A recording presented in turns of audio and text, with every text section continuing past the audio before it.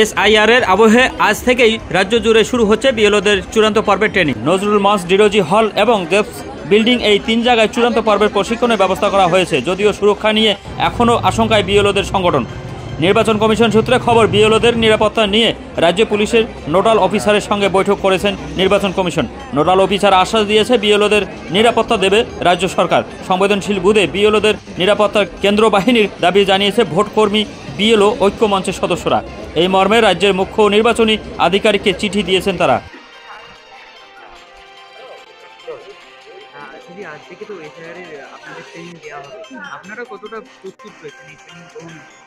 প্রথমত আমাদের একটা ট্রেনিং হয়ে গেছিল, যেখানে 2002 আর 2005-এর একটা ম্যাচিংয়ের, সেটা আমরা মোটামুটি করে নিয়েছি। কিন্তু এখন হচ্ছে যে এসআইআরে 2002 সালের যার নাম আছে তারা কি করবে, এবং 2002 সালের যদি নাম না থাকে সেইটা কি হবে, তার বিষয়ে একটু ট্রেনিংটা আমাদের লাগবে।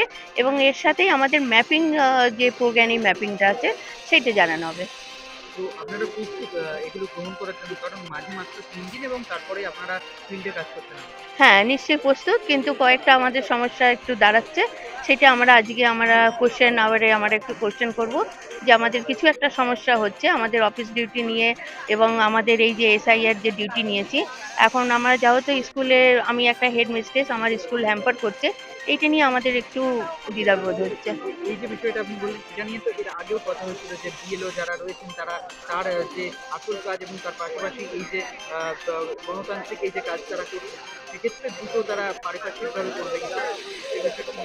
আমাদের অফিস থেকে আমাদের যেটা অর্ডার আছে, যে আমাদের এসআইআর ইলেকশন কমিশন ইএসআই থেকে বলা হয়েছে যে এইটা ম্যান্ডেটরি, যারা অ্যাপয়েন্টমেন্ট লেভেল পেয়েছেন তারা কিন্তু কাজ করবেন, আর কোনো বাড়তি কাজ হবে না। কিন্তু আমাদের একই সূত্রে, আমাদের একই জায়গা থেকে বলা হয়েছে যে না, আপনারা নিজের ডিউটি করে তারপর আপনারা এসআইআর করবেন। এই দুটো কাজ একসাথে চলতে পারে না। এর আগের ট্রেনিংও আমরা সেম কথাই আমরা এসআইআর ট্রেনিংয়ে বলেছিলাম, কিন্তু ওইটা আমাদের কিছু সমাধান হয়নি।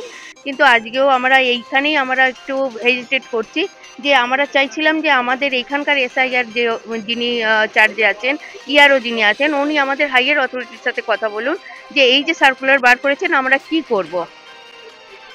আর একটা বিষয়, আপনাদের নিরাপত্তা নিয়ে বারংবার প্রশ্ন থেকে যাচ্ছে। বিভিন্ন রাজনৈতিক মহল বলুন, বিভিন্ন অর্গানাইজেশন আপনাদের সুরক্ষা নিয়ে প্রশ্ন করছে। আপনারা কি সুরক্ষিত কাজ করতে? দেখুন, কাজ করতে গেলে আমরা ফিল্ডে যখন কাজ করব তখন বুঝতে পারবো, কিন্তু অ্যাজ পার মাই নলেজ আমি বলছি যে সমস্যা তো হবে। কেননা এখন এসআইআর নিয়ে যেটা একটা বিভ্রান্তি চলছে, সেইটা আমরা ডোর টু ডোর গিয়ে সার্ভে করে যে আমরা পজিটিভ ভাইবস পাবো বা কতটা কোঅপারেশন পাবো, সেইটা ফিল্ডে গিয়ে আমরা বুঝতে পারবো।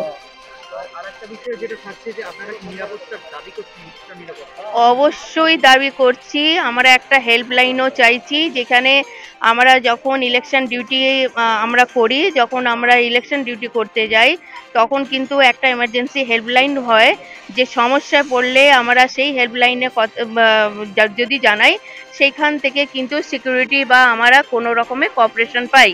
এখানে এখন অবধি এই ট্রেনিংয়ে কোনো হেল্পলাইন ইস্যু হয়নি।